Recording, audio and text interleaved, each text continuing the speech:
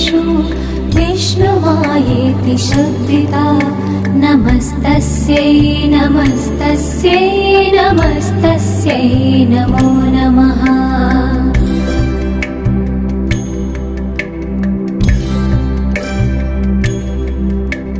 या देवी सर्वभूतेषु चेतनेत्यभिधीयते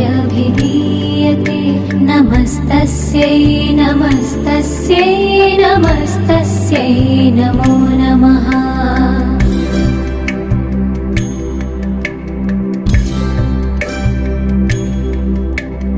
या देवी सर्वभूतेषु बुद्धिरूपेण संस्थिता नमस्तस्यै नमस्तस्यै नमस्तस्यै नमो नमः।